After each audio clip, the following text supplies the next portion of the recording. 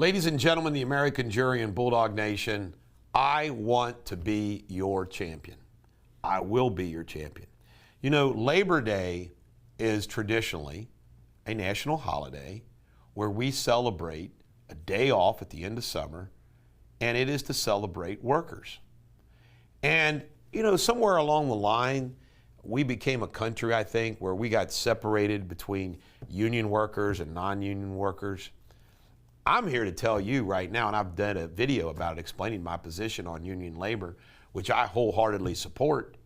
You know, there are traditional industries that require union labor, and thank God we have union labor because it protects their safety and it gives them better wages.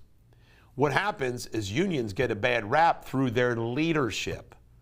As I use as an example, Exhibit A was always Jimmy Hoffa, but there's been plenty of other corrupt union leadership. And that's the problem. And sometimes leadership takes the membership down the wrong path. But rank and file union members, are you kidding me? 100% support them. And I also support all workers. And I could go through the list. I'm not going to go through the list because I'll leave somebody out.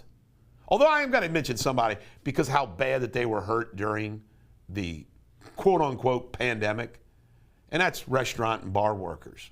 I mean, he's obliterated. But I just want you to know that there's no candidate that can connect to you, relate to you, understand you, will support you, and fight for you across the board. And let's face it, if you're a worker in this country, what do you want? You want what everybody else wants. You want less government, more freedom. You want more money in your pocket. You want less taxes, less regulation. I mean, then everything else flows from that.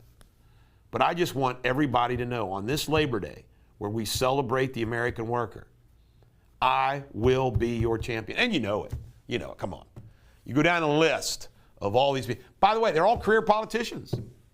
Every one of these people running for governor are career politicians. Some of them have never even held a private sector job, or if they did, it was very brief.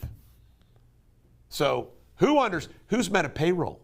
Who's hired and fired? Who's had to deal with everything that comes from being an employer?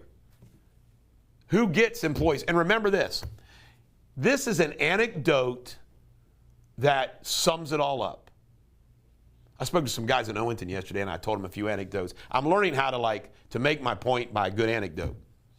Here's an anecdote that sums it all up. I have been an employer now since,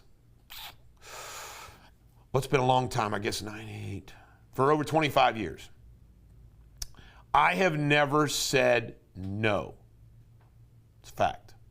No. I've never said no to one single request from my employees. They needed to be off for sick, needed to be off for a kid's game, needed to be off to see their kid's graduation, kindergarten, you name it.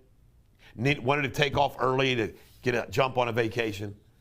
I have never said no once to an employee.